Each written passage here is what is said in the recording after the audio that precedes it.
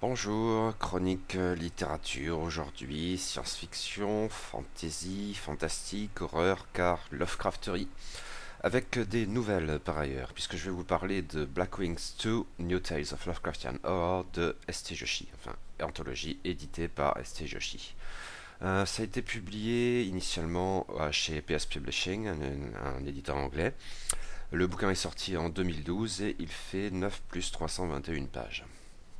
Retour donc à la série d'anthologie Lovecraftienne Black Wings, dirigée par l'éminent critique S.T. Joshi et édité initialement chez PS Publishing, de beaux bouquins hardcover à jaquette. Bon, je suppose qu'il n'est pas vraiment nécessaire de vous refaire ici le pitch de la série, hein. Je m'étais suffisamment étendu à ce propos en traitant du premier volume, sous son titre rallongé et problématique caractéristique des rééditions, Black Wings of Cthulhu, soit exactement ce que l'anthologiste souhaitait éviter. Et notez que depuis, ce premier volume a été traduit en français chez Brajlon sous le titre plus problématique encore si ça se trouve, Les Chroniques de Cthulhu. Donc, j'avais déjà présenté la série en traitant de ce premier volume, mais en fait, avant cela, j'avais déjà auparavant chroniqué Black Wings 3, qui était le premier volume de la série que j'avais lu, et je vais le relire. Bref, ici, autant se lancer directement dans les nouvelles, et je ne me sens pas vraiment de jouer le jeu des catégories, pas forcément très pertinent ici. Je vais donc évoquer chaque nouvelle dans l'ordre où elle figure dans le recueil. Nous commençons avec John Shirley et When Death Wakes Me to Myself. Un jeune psychiatre vient de s'installer dans une nouvelle demeure à Providence, mais très vite un jeune homme visiblement dérangé cherche à y pénétrer par tous les moyens. Et ce jeune homme exprime bien des traits du Lovecraft historique dans sa manière de parler, par exemple. Pas mal. De la mesure dans les effets, étonnamment, et c'était probablement indispensable pour que ça fonctionne. Cerise sur le gâteau, la fin, à bon droit, n'est pas totalement celle à laquelle je m'attendais et s'avère bien plus fine. Oui, ça fonctionne assez bien. Je relève au passage que, contrairement à ce qui s'était passé dans Black Wings of Cthulhu, le procédé consistant à faire figurer Lovecraft lui-même en tant que personnage dans cette deuxième livraison est beaucoup plus rare. À vrai dire, en dehors de cette nouvelle précisément, je n'en vois qu'un seul autre exemple, l'excellente nouvelle de Rick Dakan, dont je vous parlerai le moment venu. Ensuite, nous avons Tom Fletcher avec View. Un couple visite une vieille maison guidée par un agent immobilier enthousiaste et ou menaçant, mais la bâtisse a d'étranges propriétés d'ordre plus ou moins géométrique, et en tout cas beaucoup trop d'étages ou de semi-étages. La nouvelle fait sans doute référence à la maison de la sorcière, mais on pense surtout à M.C. Escher à sa lecture. Hélas, les faits s'amenuisent à force d'insistance. La nouvelle aurait gagné à être considérablement écourtée, clairement, et ce qui fonctionne initialement finit par sombrer dans la platitude, si j'ose dire. Dommage. Houndwife de Caitlin R. Kiernan est d'un tout autre niveau. Difficile de résumer cette nouvelle, notamment du fait de sa narration explicitement non linéaire mais circulaire. On y accompagne une femme qui se cherchait et qui s'est peut-être trouvée dans quelque chose quelque part entre le sexe et l'occulte, ce dernier devant le rester. Le titre et certains aspects de l'intrigue renvoient au Molosse, aucun doute là-dessus, mais d'autres éléments, pas moins importants en ce qui me concerne, évoquent plutôt le festival ou celui qui hantait les ténèbres. Cependant, ces références explicites sont en fait relativement secondaires, et le plus important est ce jeu sur la temporalité et la narration, d'autant qu'il se double dans une perspective finalement bien plus Lovecraftienne que le clin d'œil du pastiche, d'un profond sentiment d'horreur cosmique, encore que horreur ne soit probablement pas le mot le plus juste ici. Disons-le, je n'y ai probablement rien pané, et ça ne m'a pas empêché d'adorer, non, le mot n'est pas trop fort. Belle plume aussi, faut dire. En fait, je tends à croire que c'est ma nouvelle préférée de ce volume 2 de Black Wings. Quoi qu'il en soit, dans mes lectures Lovecraftiennes modernes, Caitlin R. Kiernan tend vraiment à se singulariser comme bien au-dessus du lot. Suit Jonathan Thomas avec King of Cat Swamp. Un couple d'une banalité très banale reçoit la visite d'un intrus envahissant, un certain Castro. La nouvelle brode lointainement sur l'appel de Cthulhu au travers de ce personnage croisé initialement dans le bayou bien des décennies plus tôt, et qui pouvait assurément être développé comme Lovecraft ne l'avait pas fait.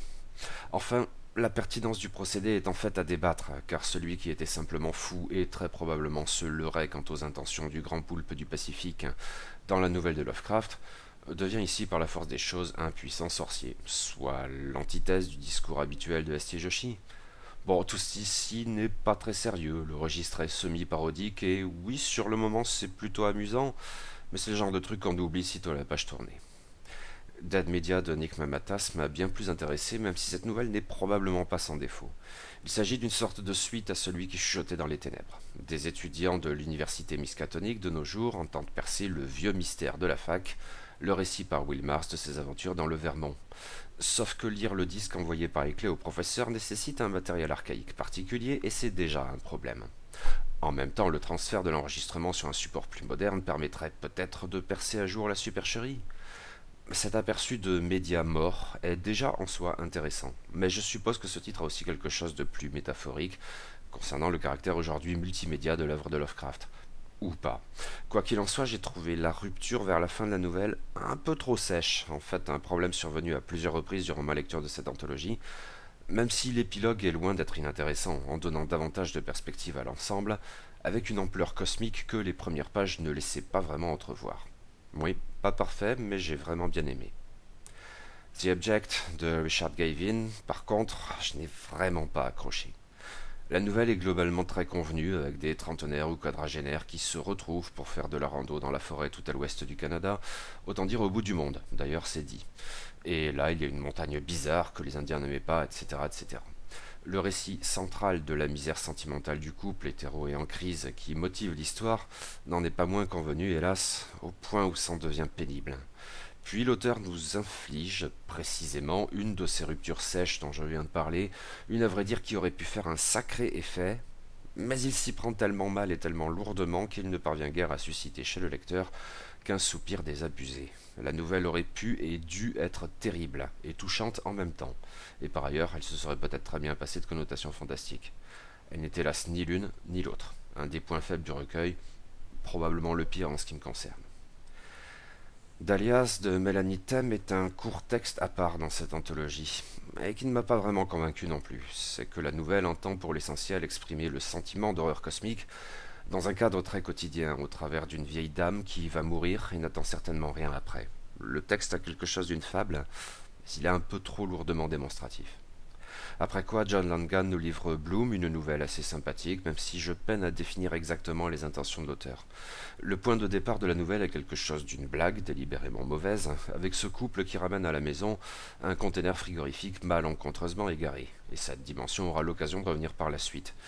Mais on y trouve en même temps des choses plus sérieuses dans quelques scènes, eh bien oui, horrifiques, et un jeu avec les thèmes et textes de Lovecraft qui s'avère plus subtil, et peut-être même parfois plus profond, que dans bien d'autres nouvelles de ce recueil, des nouvelles qui se la pètent probablement bien davantage. Le manque d'unité du récit, dans le ton du moins, me laisse encore un peu indécis, mais c'était globalement assez sympa, oui. And the Sea Gave Up the Dead de Jason C. Eckhart est un texte très joueur et savoureux, et qui m'a beaucoup plu. Il s'agit là encore d'une variation sur l'appel de Cthulhu, mais qui se présente comme un document originel annoté par l'auteur, en l'espèce le journal d'un naturaliste ayant accompagné l'amiral Cook dans le Pacifique, et tout spécialement à l'endroit que vous savez. Je ne sais pas ce qu'il en est pour un anglophone de l'anglais un peu archaïque et contourné de ce texte, mais je l'ai trouvé très amusant, oui, et plutôt bien fait, même si sa conclusion manque forcément d'ampleur, puisque nous savons très bien, nous autres lecteurs, ce qui se cache là-bas. Mais je n'ai pas trouvé ça problématique, et cette nouvelle figure parmi les textes du recueil que j'ai trouvé les plus savoureux. Don Webb livre ensuite Casting Call, qui fonctionne assez bien également, même si je suis sans doute passé à côté de pas mal de trucs, car la nouvelle tourne autour des émissions télévisées de Rod Serling, au-delà de la seule quatrième dimension, que je ne peux pas vraiment connaître non plus, honte sur moi. Il me manque donc sans doute pas mal de choses pour pleinement apprécier ce récit. Mais j'en ai apprécié, oui, l'approche assez clairement comique et même grotesque, mais futée dans ce registre, même quand il s'agit de mêler à tout ça l'ambition très acteur studio d'un jeune acteur latino qui entend incarner au mieux une goule dans l'esprit du modèle de Pickman. Ce qui est amusant, mais pas seulement, outre que, là aussi, nous avons un aperçu du caractère multimédia du corpus Lovecraftien, en soi pas inintéressant. Certes, ma méconnaissance du contexte exact de la nouvelle joue contre elle, mais pas au point d'en amenuiser véritablement l'intérêt, trouvais-je. On passe à, attention, The Clockwork King, The Queen of Glass and the Man with the Hundred Knives. Ouf, de Darrell Schweitzer. C'est une nouvelle étonnante et singulière à plus d'un titre, notamment parce que c'est la seule ici à jouer pleinement du registre onirique de Lovecraft, à la façon de la fantaisie baroque des contrées du rêve. Et à cet égard, c'est autrement plus convaincant que, eh bien, à peu près tout ce que j'avais pu lire dans La Clé d'Argent des Contrées du Rêve, sans même parler, obviously, des Abominations de Brian Lumley. Ceci surtout dans la mesure où la nouvelle garde en même temps une assise terrestre et invite sans embâche à questionner la santé mentale des principaux protagonistes, narrateurs éventuellement non fiables inclus comme de juste. Et enfin, cet onérisme est radicalement perverti dans une optique pleinement cauchemardesque. Vraiment un texte intéressant, singulier et qui produit son effet, parmi ce qu'il y a de mieux dans cette anthologie en ce qui me concerne. Nicholas Royle avec The Other Man livre une variation sur le double, pas spécialement Lovecraftienne, même si on laisse entendre qu'il y a de je suis d'ailleurs dans tout ça. C'est un peu terne. Non, je suppose que c'est plus connaître dans son genre, mais très franchement ça ne m'a pas emballé, à l'instar de sa nouvelle Rotterdam dans Black Wings. Ça m'ennuie d'autant plus que mon premier contact avec cet auteur, sa nouvelle Le Leur dans le numéro 21 du Visage Vert, m'avait bien autrement séduit. Je suis convaincu qu'il y a quelque chose de très intéressant chez cet auteur, mais je passe décidément à côté de pas mal de ses textes. J'ai davantage adhéré à Waiting at the Crossroads Motel de Steve Rasnick-Neb, nouvelle qui suinte le mal à l'état pur. Nous y suivons un personnage proprement répugnant qui accomplit avec sa pauvre famille foutue depuis le départ une sorte de halte rituelle dans un motel aussi répugnant que lui-même. On y devine une forme de généalogie morbide typiquement Lovecraftienne qui peut renvoyer à Dunwich comme à Innsmouth ou à la Kingsport du festival, mais modernisée dans le plus bassement matérialiste des contextes, lequel est pourtant en même temps teinté de vagues cultes ancestraux quelque part entre le décorum et la substance, qui contribue en même temps à la perpétuation du mauvais sang et renforce à mes yeux le lien avec le festival. C'est le type même du texte poisseux qui suinte, oui, et qui inspire un vague dégoût, et c'est une vraie réussite dans ce registre. Suit The Wilcox Remainder de Brian Evenson, ultime variation sur l'appel de Cthulhu, comme son titre le laisse entendre. Le narrateur y amaille à partir avec une petite statuette, exactement celle que vous supposez, qui refuse de le laisser tranquille. La nouvelle, dès le départ, laisse entendre que le dit narrateur pourrait bien être fou et donc non fiable, un classique du genre qui, du coup, peut renvoyer davantage à d'autres nouvelles de Lovecraft, moins cthulhiennes, notamment le modèle de Picpan et le monstre sur le seuil. C'est bien fait dans son genre, ça fonctionne. Pourtant, je ne peux m'empêcher de ressentir une vague déception, à vrai dire la même qui s'empare toujours de moi quand je lis une nouvelle d'horreur de Brian Evenson, et peine à y reconnaître l'auteur d'Inversion, de la Confrérie des Mutilés, éventuellement même de Baby Leg ou de Père des Mensonges. Davantage celui d'Alien No Exit pour le coup. Enfin, non, quand même pas. C'est bien, quand même, oui. C'est juste que, comme toujours, j'en attendais davantage. Correlated Discontents de Rick Dakan est une nouvelle bien autrement ambitieuse. Et peut-être cela m'a-t-il encore davantage incité à baisser la note de la nouvelle de Brian Evenson, à vrai dire. Comme le récit de Darrell Schweitzer un peu plus haut, celui de Rick Dakan bénéficie de sa singularité dans cette anthologie. Mais si The Clockwork King, The Queen of Glass and The Man with the Hundred Knives jouaient de la carte de la fantasy, Correlated Discontents joue de celle de la science-fiction, même un peu TGCM, certes. L'idée est celle d'un programme informatique empruntant une interface humaine et supposé rendre la personnalité de feu Howard Phillips Lovecraft après avoir ingurgité, analysé et digéré toute sa correspondance, qu'il s'agit ensuite de régurgiter, via donc un homme de chair et de sang, pour donner des réponses authentiques dans un contexte de conversation, en piochant pourtant dans des citations d'un objet parfois fort éloigné. L'idée est assez fascinante en soi, et la fin de la nouvelle est dans la droite lignée du postulat.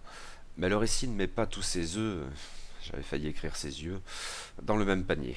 Lors de la démonstration publique du procédé, fans et non-fans amenés à questionner Lovecraft, entre guillemets, et à se réjouir de la parfaite authenticité de ses réponses, biaisent bien vite le propos de l'expérience en interrogeant le personnage sur son racisme, frontalement.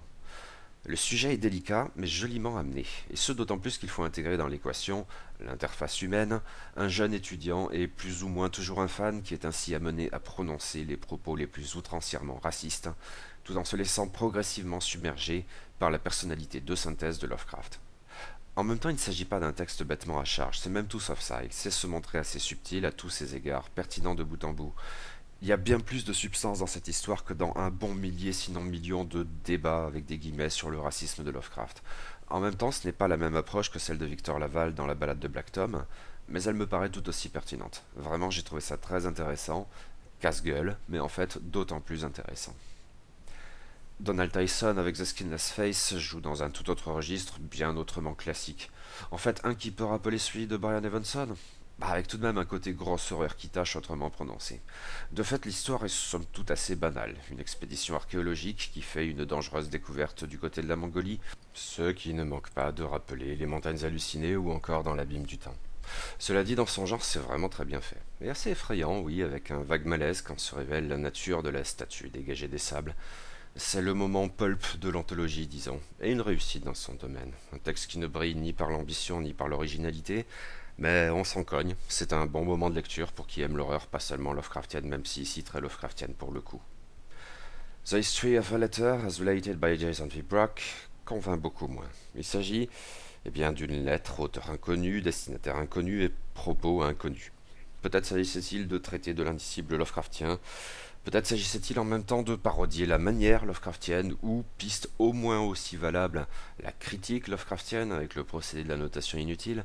Mais pour le coup, nous avons essentiellement un texte qui ne mène nulle part, en fait une blague. Et oui, un peu mauvaise, mais pas de celle qui emporte l'adhésion. Une blague en tout cas qui dure sans doute bien trop longtemps et s'avère d'un intérêt très très limité. Une fausse note.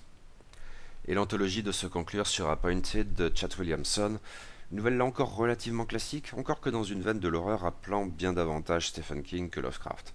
Son contexte, à vrai dire, est ce qu'il y a de plus intéressant avec ces conventions geekissimes où se retrouvent sans cesse des acteurs de seconde zone qui ont brillé, avec des guillemets, il y a des décennies de cela, dans tel ou tel film d'horreur à petit budget, éventuellement de la Lovecrafterie à gros sabots, et qui, 30 ou 40 ans plus tard, en sont réduits à mendier quelques piécettes en échange de leur autographe sur un DVD qu'ils n'ont aucune envie de s'infliger.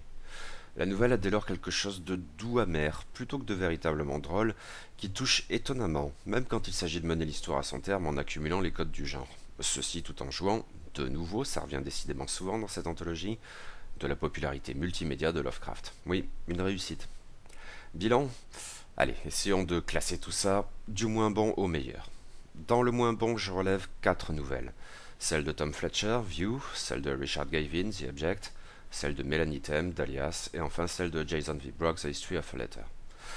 Je serais tenté de mettre à part celle de Melanie Them, tout de même, qui n'est probablement pas mauvaise, mais m'a laissé de marbre, c'est tout.